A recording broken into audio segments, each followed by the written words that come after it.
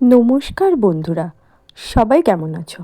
আশা করি সবাই খুব ভালো আছো।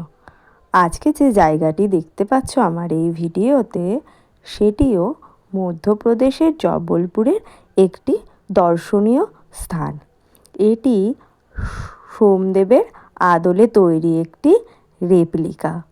পরে অবশ্য এটিতে আধুনিকতার ছোঁয়া আসে। এর ভেতরে 12টি জ্যোতির্লিঙ্গকে স্পষ্টভাবে ফুটিয়ে তোলার চেষ্টা করা হয়েছে। দেখতেই পাচ্ছ তোমরা আমার এই ভিডিওতে, এখানে প্রত্যেকটি জ্যোতির্লিঙ্গ রয়েছে আর সবাই এখানে ভক্তিভরে পুজো করছে। আমরাও পৌঁছে গেছিলাম এই মন্দির দর্শন করার জন্য।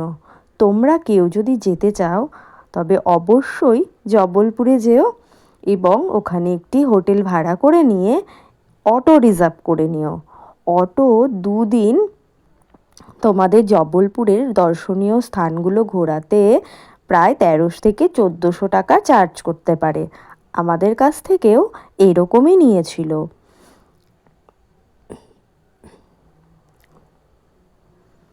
জায়গাটি ভীষণ সুন্দর। এই দেখো, কেদারনাথের শিবলিঙ্গকে এখানে ফুটিয়ে তোলা হয়েছে। এটা ত্রম্বকেশ্বর।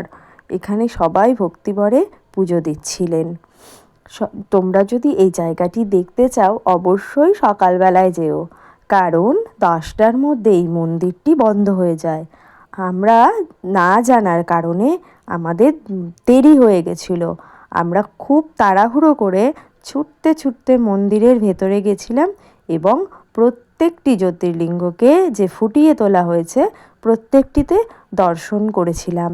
দর্শন করার সৌভাগ্য হয়েছিল আমাদের। ভেতরে সমস্ত জ্যোতির্লিঙ্গ দর্শন করার পরে আমরা ভেতর থেকে আশীর্বাদী ফুল এবং জল নিয়ে সবার মাথায় ঠেকিয়েছিলাম। তারপর বাইরে বেরিয়ে এসেছিলাম। এই সেই রেপ্লিকাটা। এটা এখন আধুনিকতার ছোঁয়ায় ভরপুর।